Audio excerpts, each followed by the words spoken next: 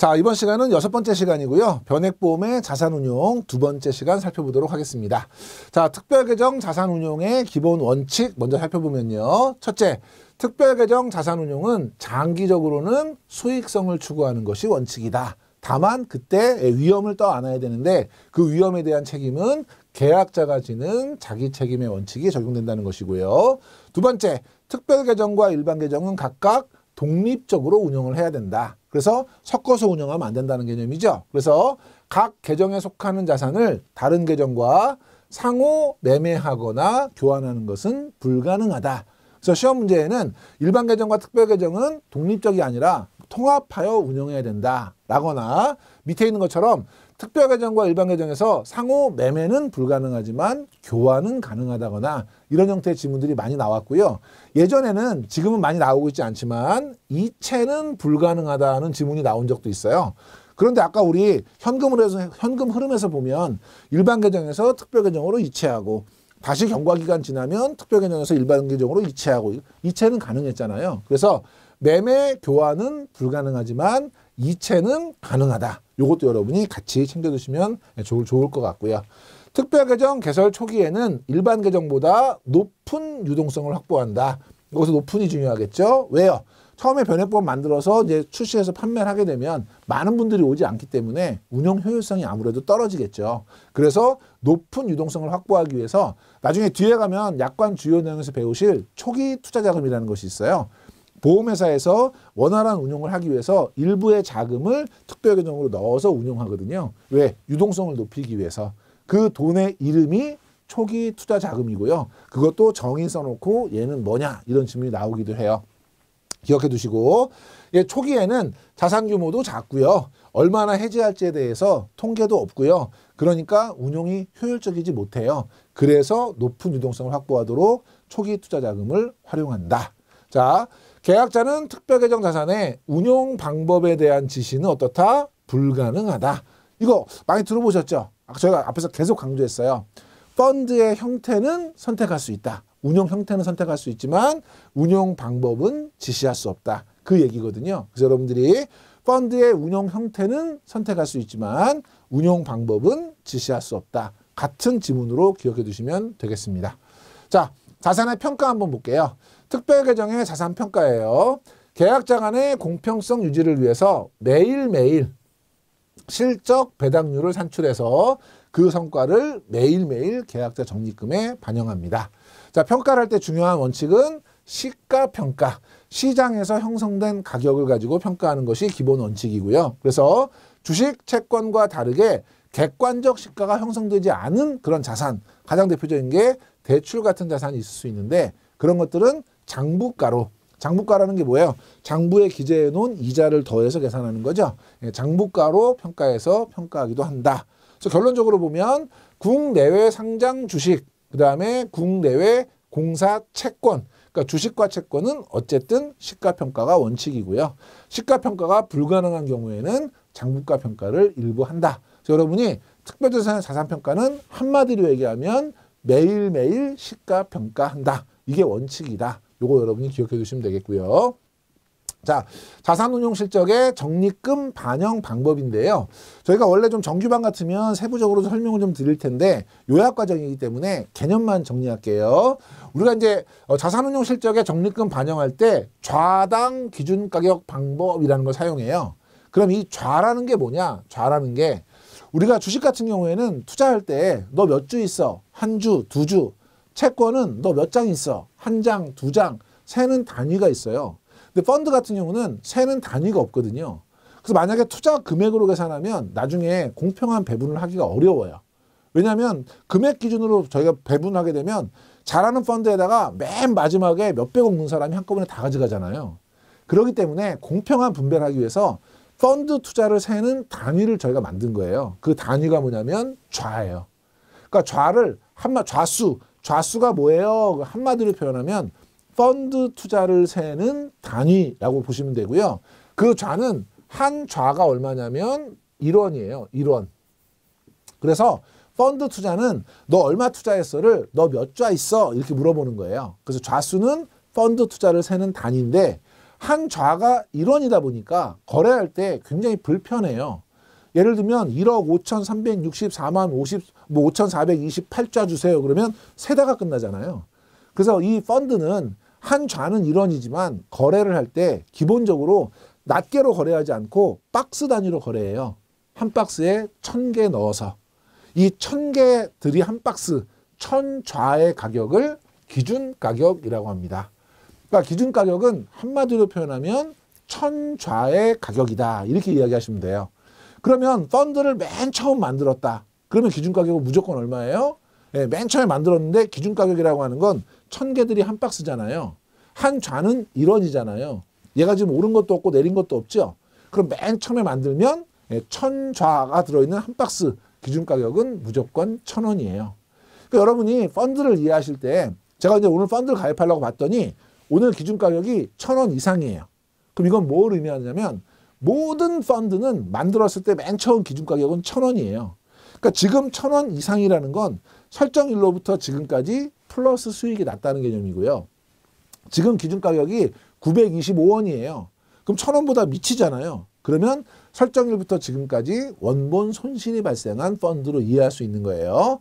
그래서 다시 정리하면 좌수는 그 펀드의 투자를 세는 단위, 한 좌는 얼마예요? 1원이고 기준 가격은 1,000좌의 가격이다. 그래서 이 좌당 기준 가격 방식으로 펀드를 이제 적립금 반영한다. 이런 개념이에요. 그래서 특별 가정을 최초에 설정할 때 기준 가격은 얼마냐? 1,000원인데 중요한 건 1,000좌당 1,000원이에요. 왜냐하면 기준 가격이라는 건 1,000개들이 한 박스잖아요. 그럼 시험에 어떻게 많이 나오냐면 한 좌당 1,000원이다. 이런 질문 많이 나옵니다. 틀린 거예요. 한 기준 가격이라고 하는 건 좌 한 단위 낱개로 안 팔아요. 무조건 어떻게 팔아요? 1,000개들이 한 박스. 그러니까 최초 기준 가격은 1,000좌당 1,000원이다. 이렇게 여러분이 기억하시고요. 자, 두 번째, 기준 가격을 산출할 때 어저께 끝난 가격, 전일 말 특별 계정의 순자산을 전체 좌수로 나누어서 산출한다 돼 있어요. 자, 순자산은 펀드가 갖고 있는 지금 현재 실제 자산 가치예요. 주식도 그렇고 채권도 그렇고 장이 딱 끝나면 종가가 결정되잖아요. 그럼 그 종가를 가지고 내가 보유하고 있는 자산을 다 계산하면 내가 보유하고 있는 전체 재산이 얼마야? 이게 나오겠죠. 이게 순자산이에요. 이거를 좌수로 나눠요. 좌수로 나누면 전체 가치 나누기 좌하면 한 좌에 얼마야가 나오죠. 한 좌의 가치가 평가가 돼요. 그렇죠? 거기다가 곱하기 1,000을 해줘야 돼요. 여기 곱하기 1,000. 왜 곱하기 1,000 해줘요? 우리는 낱개로 안 팔아요. 예, 1,000개들이 박스 단위로 팔아요. 그래서 기준 가격은 1,000개들이 한 박스의 가격이기 때문에 얘는 곱하기 1,000을 해서 계산을 하고요. 시험 문제에는 이거를 전월말 뭐 이런 식으로 시험 문제가 납니다. 어저께요. 매일매일 계산하기 때문에 전일말이다라는 거 기억하시고 요 두 개를 바꿔서 시험 문제 내기도 해요. 예, 재산을 좌수로 나눠야 한 좌가 얼마인지를 계산할 수 있다는 거 여러분 직관적으로 이해하시고 계산일 당일만 적용을 하고요. 왜? 매일매일 시가평가하니까 그날만 쓰고 그 다음 날은 쓰지 않고 다시 계산한다는 얘기고요. 순자산 및 좌수의 변동에 따라서 매일매일 변동하게 된다. 이 얘기고. 자, 계약자의 보유 좌수 산출이에요. 이건 여러분이 이해하기 쉽게 하려면 우리가 펀드를 세는 단위를 좌라고 하니까 좌인 거지. 우리는 그냥 개라고 해볼게요. 사과처럼. 그럼 개수, 사과 거래하는 단위 한 개, 두 개. 사과를 한 개씩, 두 개씩 거래하기가 어려우니까 우리는 박스에 담았죠. 몇 개 담았죠? 1,000개 담았어요. 그걸 뭐라고 그랬죠? 기준 가격.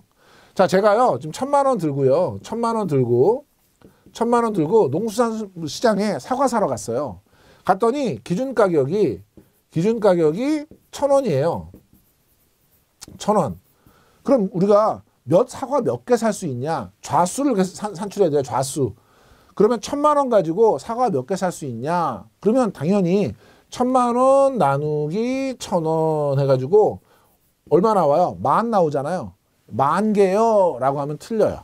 왜 틀려요? 우리는 지금 기준 가격이 뭐예요? 박스 가격이잖아요. 그러니까 1,000만 원 나누기 1,000원에서 10,000은 10,000개를 산 게 아니라 10,000 박스를 샀다는 얘기거든요. 이해되세요? 그쵸?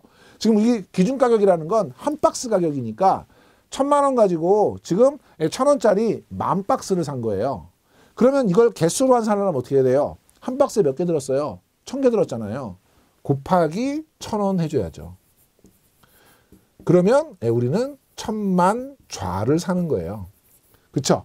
그러니까 얘는 납입한 보험료, 지금 1,000만 원 내가 지금 납입했잖아요. 1,000만 원을 특별계정 투입보험료를 기준가격으로 뭐로 나눠요? 기준가격으로 지금 나눠야 돼요. 기준가격 1,000원이잖아요. 그죠? 1,000만 원을 1,000원으로 나눴어요. 근데 뒤에 뭐 해주냐면 곱하기 1,000을 해줘야 돼요. 왜?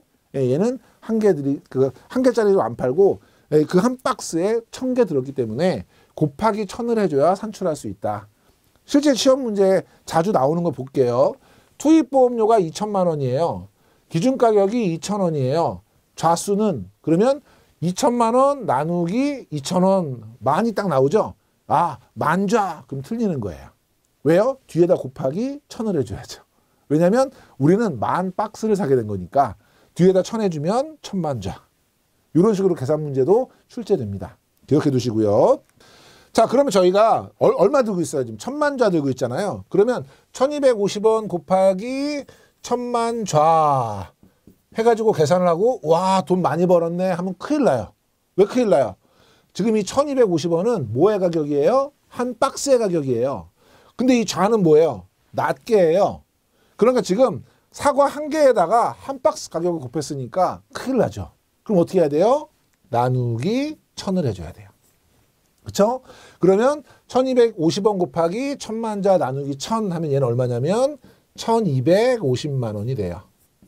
그러면 아까 우리 1,000만 원 들고 가서 한 박스에 1,000원 하는 사과 1,000만 개를 사가지고 한 박스에 1,250원으로 올랐을 때 팔아가지고 지금 250만 원 벌었다. 이런 평가를 할 수 있는 거거든요. 그러니까 밑에 보시면 계약자 적립금을 산출하려면 기준가격과 보유자수에 비례하는데 기준가격이 얼마예요? 지금 1,250원. 그 다음에 보유자수 얼마예요? 1,000만좌를 어떻게 해요? 곱했죠. 지금 곱했어요. 그리고 끝나면 안 된다 그랬죠. 어떻게 해야 돼요? 다시 얘를 1,000으로 나눠줘야 되죠. 왜? 지금 박스 가격을 개수에다 곱하면 안 되니까 이거를 다시 1,000으로 나눠줘야 돼요. 예를 들어 볼게요. 제가 지금 800만좌가 있어요. 기준가격이 1,400원이에요. 계산이 좀 복잡하긴 하네요. 그럼 곱해, 두 개를 곱해요. 그러면 어떤 금액이 나와요. 그럼 어떻게 되냐면 내가 지금 800만좌 낱개에다가 박스 가격 곱했으니까 얘를 다시 1,000으로 나눠줘야 돼요. 그러면 적립금은 1,120만 원 이런 식으로 계산됩니다. 만약에 시험 문제 나오게 되면 이 정도 곱하기는 우리가 할 수 있는 거죠.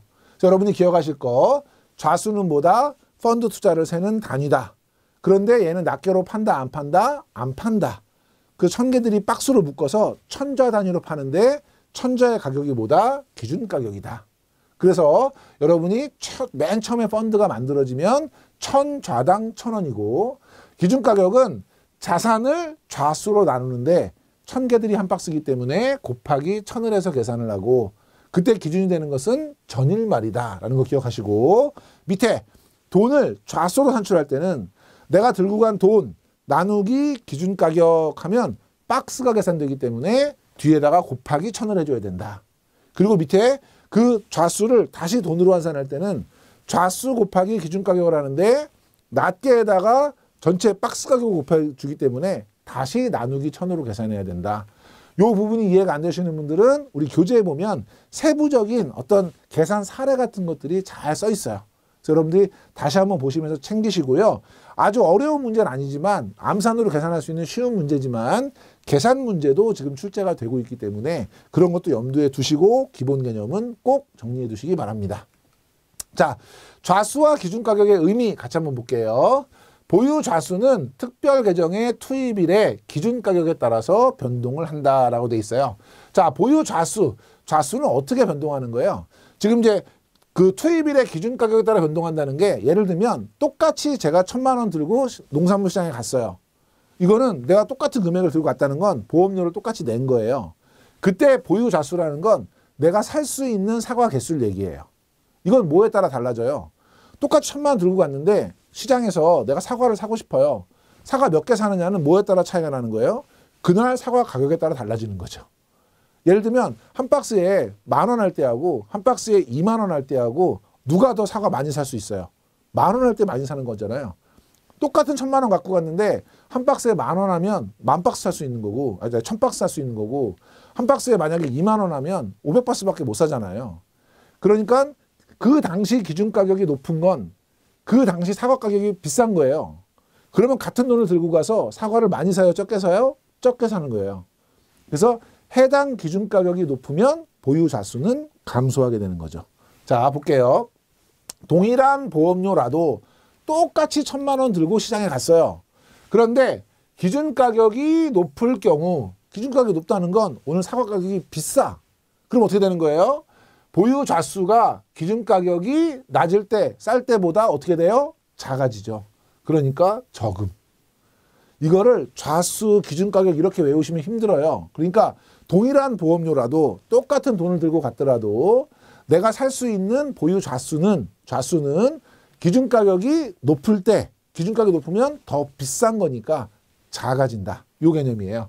여러분이 요거는 그냥 요 자체, 요 논리 자체만 여러분이 이해하시면 되는데, 보험료를 같이 갖고 가더라도 기준 가격이 높으면, 비싸면 살 수 있는 보유자 수는 작아진다. 심플하게 정리하시고, 기준 가격의 변동과 보유자 수의 증가과는 관련이 없다. 이때 보유자 수는 뭐냐면, 제가 지금 사과 10,000개 사놨어요. 그럼 기준 가격, 시장 가격이 올라가면 개수가 늘어나요? 안 늘어나요. 사과는 새끼치지 않아요. 그러니까 사과는 언제 늘어나요? 만약에 제가 돈이 있어서 돈으로 사과를 사오면 늘어나고요. 사과를 팔면 줄어드니까 특별계정에 돈이 들어오고 나가는 거에 따라서 적립금이 많아지면 좌수가 많아지는 거고, 적립금이 작아지면 좌수가 줄어드는 거니까 보유 좌수 자체는 기준가격 영향을 안 받아요. 근데 위에 얘기는 뭐냐면, 내가 사러 갈 때, 사러 갈 때는 기준가격에 따라서 비쌀 때는 적게 사고 쌀 때는 많이 살 수 있다. 이 개념으로 보시면 되고요.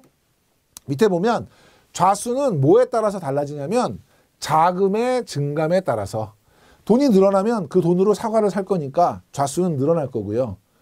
돈이 줄어든다는 건 사과를 팔아서 돈을 내줄 거니까 좌수는 줄어드는 개념이에요. 그래서 보험료가 납입이 됐거나 보험료 들어왔다는 거죠. 돈 들어왔네요. 이걸로 뭐 해요? 사과 사겠죠. 그러니까 늘어나는 거고, 보험 계약 대출 원리금이 상환됐다.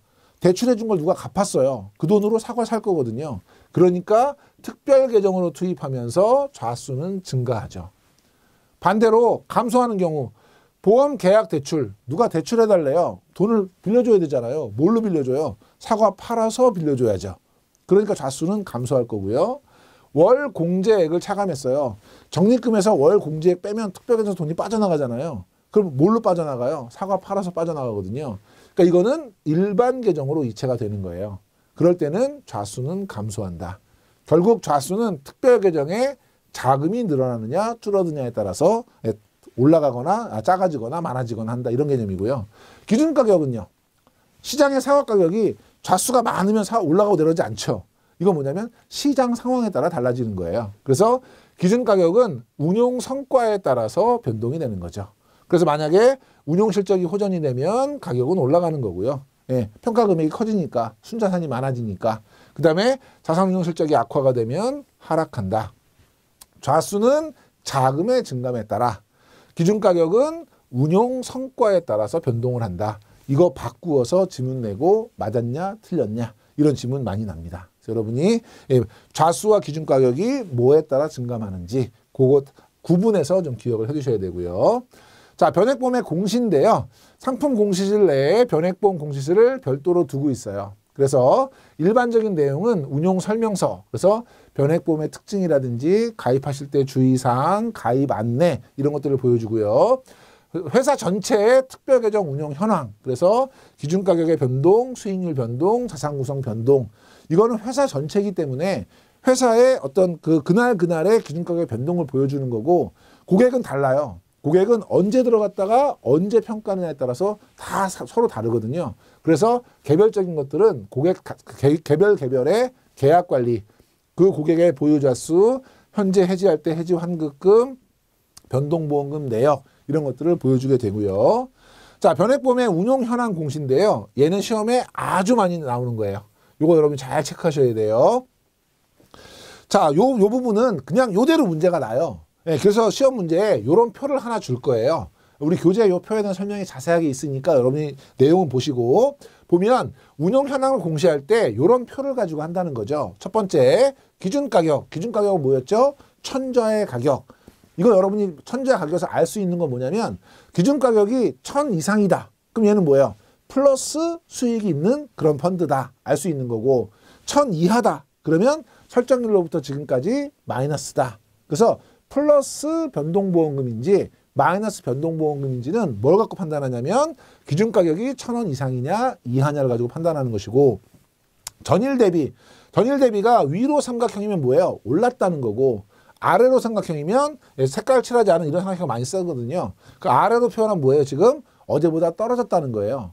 그래서 요거는 뭐냐면 요걸 기준으로 해서 지문에 어제보다 오늘 가격이 올랐다 내렸다 맞았냐 틀렸냐 이런 지문도 많이 나오고, 또 하나가 뭐냐면 전일의 기준가격 요걸 주고 그래서 어제 가격은 얼마다 이런 문제가 나와요. 자, 그럼 여러분 보시면 지금 요걸 어떻게 이해하셔야 되냐면, 오늘 이 가격은 어저께 가격보다 이만큼 올라서 이게 된 거다 이런 얘기죠.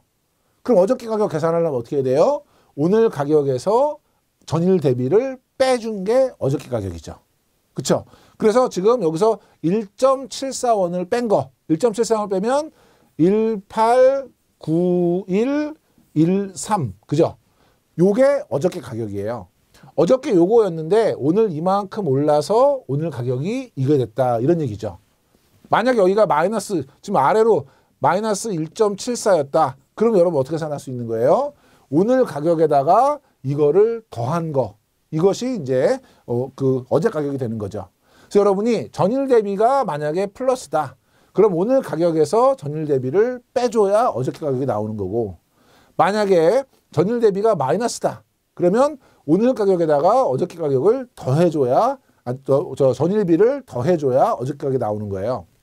그래서 여러분이 전일 대비가 플러스면 오늘 기준 가격에서 전일 대비를 뺀 게 어제 가격이고, 전일 대비가 마이너스면 오늘 가격에서 전일 대비를 더해준 게 어제 가격이다. 그래서 전일 대비 자체로 올랐냐 내렸냐도 지문에 나오고, 어저께 가격 계산이 맞았냐 틀렸냐도 지문에 나옵니다. 챙기시고요. 누적 수익률이라는 게 나오는데요. 지금 여기는 표시가 돼 있는데 경우에 따라서는 누적 수익률을 안 주는 경우도 있어요. 누적 수익률을.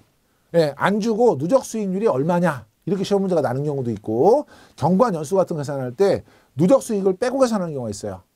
누적 수익이란 뭐냐면 설정일로부터 지금까지 누적된 수익률이에요. 그럼 우리가 어떻게 계산할 수 있냐면, 얘는 지금 기준 가격에서 설정 시점에 기준 가격을 빼주고요. 그러면 지금 설정일로부터 지금까지 얼마나 많이 수익이 났냐 이걸 표시해 주잖아요. 이걸 설정 시점의 기준 가격으로 우리가 나누어 주면 퍼센트를 계산할 수 있죠. 근데 얘는 소수점으로 나오니까 곱하기 100. 이게 뭐냐면 우리가 현재 기준 가격에서 설정 시점의 기준 가격을 빼면 설정일로부터 지금까지 총 벌거나 잃은 금액이 계산돼요. 그럼 이게 맨 처음에 설정할 때보다 몇 퍼센트냐를 계산해 주기 위해서는 나눈 다음에 100분율로 계산해 주기 위해서 곱하기 100을 하는데, 요 공식이 지금 정확하게 이해 안 되셔도 괜찮아요. 제가 왜 이 얘기를 하냐면 우리는 이미 설정 시점의 기준 가격을 알아요. 얼마죠? 모든 펀드는 맨 처음에 설정하면 무조건 1000원이에요. 그러니까 얘는 어떻게 계산하면 되냐면, 뭐만 알면 되냐면 오늘 기준 가격만 알면 돼요. 오늘 기준 가격이 얼마예요? 1892.87원이잖아요. 그러니까 1892.87원 마이너스, 처음에 기준 가격이 얼마냐면 1000원이에요. 모든 펀드는 나누기 1000원 해주면 되고요. 곱하기 100 해주면 돼요. 그쵸? 근데 우리 산수에서 보면 곱해주고 나눠주면 약분해주잖아. 약분. 그러니까 누적 수익률은 어떻게 계산하면 되냐면, 오늘 기준 가격 빼기 1000 나누기 10, 여기 나누기 10 하면 되니까요. 1892.87에서 1000 빼면 892.87, 10으로 나누면 89.28. 그래서 얘가 89.29%인 거예요. 요거 반올림해서 29%. 그러니까 누적 수익률은 뭐만 알면 되냐면 오늘 기준 가격만 알면 돼요. 그럼 오늘 기준 가격 빼기 1000 나누기 10 하면 누구나 계산할 수 있는 거예요. 그래서 여러분이 누적 수익률의 개념이고 이걸로 비교하기가 어려운 게 뭐냐면 5년짜리하고 10년짜리 수익률이 다를 테니까 1년 단위로 환산한 게 뭐냐면 연환산 수익률이에요. 그러면 연환산 수익률을 가지고 우리가 뭘 알 수 있냐면 얘가 몇 년 된 펀드인지를 알 수 있어요. 얘 연환산 수익률이 10%예요. 10%. 근데 누적으로 89%. 그럼 몇 년 된 펀드예요? 거의 90%라고 보면 매년 10%씩 수익이 났는데 1년 단위 나면 1년에 10%씩 수익이 났는데 누적적으로 90% 났다. 그럼 몇 년 된 거예요? 9년 된 거죠. 그러니까 연환산 수익률하고 누적 수익률을 가지고 뭘 계산할 수 있냐면 경과 연수를 계산할 수 있는 거예요. 근데 이때 조심하실 거는 이 연환산 수익률에 함정이 있어요. 자, 지문에 요거는 최근 1년의 수익률을 의미하는 것이다. 맞아요? 틀려요? 틀리죠. 왜냐하면 평균 10%라는 거지 작년에 10%라는 개념은 아닌 거거든요. 그러니까 연환산 수익률은 누적 수익률을 1년 단위로 평균한 거지 바로 직전 연도를 표시하는 것은 아니다. 그래서 시험 문제에 뭐가 많이 나오냐면 연환산 수익률을 가지고 최근 1년 수익률을 알 수 있다. X. 틀린 거고요. 또 연환산 수익률은 최근 1년간의 수익을 표시한 것이다. X. 그래서 여러분이 연환산 수익률은 연 단위로 환산한 다시 말하면 누적 수익률의 연평균이다. 이것도 잘 기억하셔야 됩니다. 네, 그래서 이 연환산 수익률과 누적 수익률을 가지고 뭘 평가해야 되냐면 경과 기간 이걸 계산할 수 있다. 그래서 이 표를 주고 대부분 시험 문제는 옳게 설명한 것은 틀리게 설명한 것은 1번 어제보다 가격이 올랐다, 내렸다. 뭐 어저께 가격은 얼마다. 이거 주어주지 않고 누적 수익률은 몇 프로다. 뭐 이런 식으로 잘 설명한 거, 잘못 설명한 거 또는 이거 주지 않고 누적 수익률을 계산하면 몇 퍼센트냐. 계산으로 숫자로 물어보는 이런 형태의 문제들이 나오고 있어서 요건 여러분이 교재 중심으로 꼭 다시 한번 확인해 보시기를 당부를 드립니다. 자, 이제 마지막으로 자산운용 옵션 같이 한번 살펴볼 건데요. 자산운용 옵션 같은 경우에는 크게 네 가지가 있죠. 얘는 시험 문제에 제일 많이 나오는 거는 박스에 넣어놓고 얘는 누구냐. 이거 많이 나오고요. 특히 여기 펀드 자동 재배분 요 경우에는 우리 교재에 보면 이렇게 그 표가 하나 있어요. 그 설명해주는 표인데 그 표를 딱 주고 얘는 뭘 설명하는 거냐 물어보는 문제 나오고요. 그래서 경우에 따라서 자산운용 옵션에 대한 설명으로 맞는 것은 틀리는 것은 틀린 지문 고르는 거 나옵니다. 첫 번째 펀드 변경이라는 건 글자 그대로 시장 상황에 대응하고 고객의 운용의 선택권을 주기 위해서 펀드를 변경할 수 있도록 하는 기능이죠. 그러니까 계약자는 간접 선택권을 제공받아서 효율적으로 포트폴리오를 관리할 수 있다는 것이 장점이고 회사 입장에서는 시장 상황에 대응할 수 없으면 고객분들이 해지를 할 건데 해지 같은 것들을 방지해서 유지율을 제고할 수 있는 기능이고요. 최대 변경 횟수는 연 12회. 수수료 청구할 수 있나요? 청구할 수 있고요. 그런데 요즘에 경쟁이 심하기 때문에 안 받는 곳도 있다. 같이 기억하시면 되고 두 번째, 펀드별 편입 비율 설정이라는 건 뭐냐면 처음에 가입하자마자 나는 주식형에 50%, 채권형에 50% 넣어주세요. 하면 그 다음에 보험료가 들어오면 계속해서 주식형에 50, 채권형에 50 이렇게 일괄적으로 계속 넣어주는 이런 옵션이 펀드별 편입 비율 설정 옵션이에요. 그러면 펀드 변경 중에서 전부 다 변경하는 게 아니라 일부만 변경할 수 있잖아요. 그거를 가능하게 해주기 위한 기능이죠. 주식에 50, 채권에 50이니까 이 주식 50을 다시 주식 50, 채권 50으로 넣어주세요. 이렇게 일부만 변경할 수 있도록 해주는 것을 가능하게 해주는 거고 가입할 때 납입보험료를 분산을 해서 리스크 분산을 도모할 수 있는 옵션이고 효율적 자산운용을 할 수 있는 간접적인 선택권. 왜? 운용 형태는 내가 선택할 수 있으니까. 자, 펀드 자동 재배분이라는 건 뭐냐면 제가 맨 처음에 주식형에 50, 여기다 써볼게요. 주식형에 50, 채권형에 50 이렇게 넣어주세요. 그래서 펀드별 편입비율 설정 옵션을 정했어요. 그러면 보험료가 들어오면 항상 주식이 50, 채권형이 50, 50대 50 들어가거든요. 어느 날 제가 봤더니 얘가 제 생각에는 50대 50으로 배분했으니까 언제 평가하더라도 50대 50이 돼야 되는데 어느 날 봤더니 얘가 70, 얘가 30대에 있는 거예요. 이건 왜 그런 거예요? 채권형은 아까 말씀했던 것처럼 급격한 수익률 등락이 없어요. 그러니까 이거는 뭐냐면 돈은 똑같이 50대 50으로 넣었는데 주식형 펀드 매니저는 주식에 투자했을 거고 채권형 펀드 매니저는 채권에 투자했겠죠. 채권은 수익률 등락이 많지 않으니까 그냥 그 금액인데 주가가 갑자기 확 오르면 시가평가니까 평가 금액이 굉장히 커져요. 그러면 똑같은 돈이지만 주식이 많은 것처럼 보여지는 거죠. 그러니까 이 편입 비율이 달라졌다는 건 주식 가격이 오르거나 내린 걸 의미하는 거예요. 그러면 70대 30이 됐다는 건 주가가 많이 올라서 주식에 대한 평가가 높게 평가가 된 거죠. 이거를 재배분, 다시 원래대로 돌려주는 거예요. 원래대로 돌려주려면 주식을 20 팔아가지고 채권을 20 넣어줘야죠. 그러면 50대 50으로 맨 처음 배분 비율로 가는 거예요. 그럼 이때는 주가가 많이 올랐을 때죠. 그러니까 주가가 많이 올랐을 때 비쌀 때 팔면서 수익을 우리가 확정하는 그런 의미를 가지고 경우에 따라서는 40대 60이 될 수도 있죠. 그럼 어떻게 돼요? 이건 주가가 떨어졌다는 거거든요. 그럼 이때 채권 10을 팔아가지고 여기다가 10을 넣어줘야 돼요. 예, 그럼 이때는 주가가 떨어졌을 때니까 쌀 때 사는 개념이죠.